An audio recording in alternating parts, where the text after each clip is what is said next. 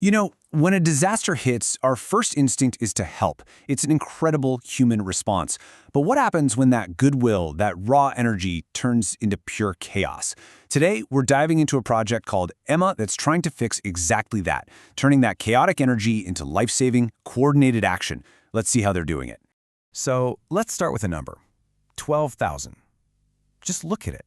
It's huge, it's powerful, and right now, it probably doesn't mean a whole lot. But when you hear the story behind it, well, it's absolutely staggering. That's what it is.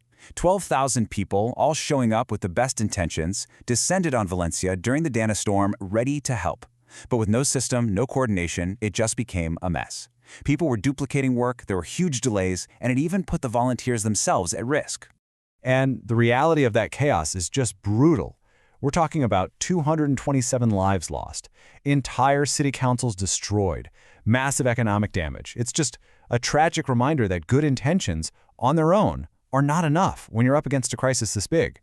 So, this leads us to the big question, right? We've got this incredible resource, thousands of people who will drop everything to help their neighbors. How do we actually channel that energy so it saves lives instead of accidentally creating more confusion? Well, the answer seems to lie in a brand new approach. It's a coordinated response called the EMA project.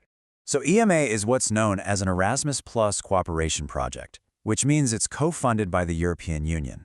And it's specifically designed to help the small and medium-sized towns, the ones that are often on the front lines but don't have the resources of a huge city. And its mission, when you boil it down, is simple but really powerful. It's all about taking that wave of spontaneous volunteers and transforming them into a safe, organized, and super efficient force for good. They do it with structure, with training, and with some pretty amazing tools. So how does EMA actually pull this off? It's not just about writing new rules. It's about equipping these communities with a seriously high-tech toolkit. Just look at the difference here, the old way. That's what we saw in Valencia. Paper lists, total confusion, just a slow, reactive scramble. But the Emma way is proactive. It uses tech to build a smart, fast, and organized system from the second a crisis hits. Okay, so the first piece of this tech puzzle is artificial intelligence. The best way to think of it is like a super efficient dispatch operator that never sleeps. Let's say a report comes in about a flooded nursing home. The AI can instantly ping nearby volunteers who have first aid skills, send them the location, and update the central command, all in real time. It's all about getting the right people to the right place right now. And this is where it gets really cool. Augmented reality. Imagine you're a volunteer, and you need to set up a flood barrier, but you've never done it before. Instead of fumbling with a manual, you just look through your phone. The AR overlays digital instructions right onto the real world, guiding you step by step. It's an absolute game changer for getting people trained quickly on the spot.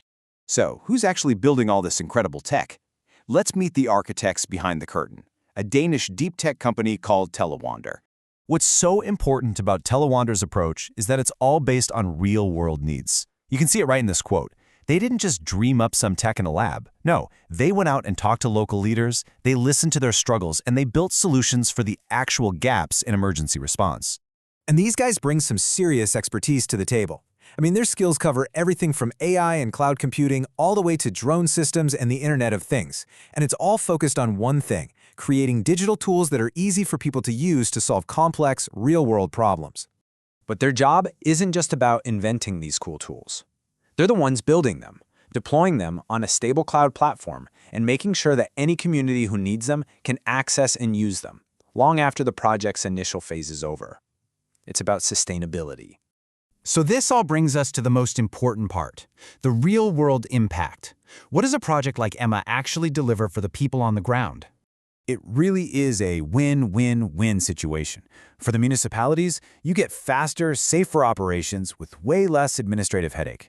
For volunteers, you get clear roles and you can start helping right away. And for the communities, well, they get to recover faster and become stronger and more resilient in the long run.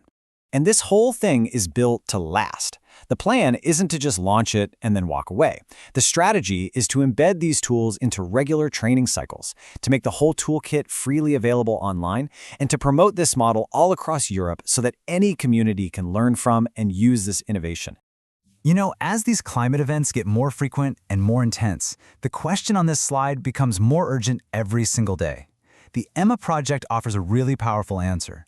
It shows us that technology, when it's designed with real human needs at its heart, can be the key that turns our collective desire to help into an organized and truly life-saving force.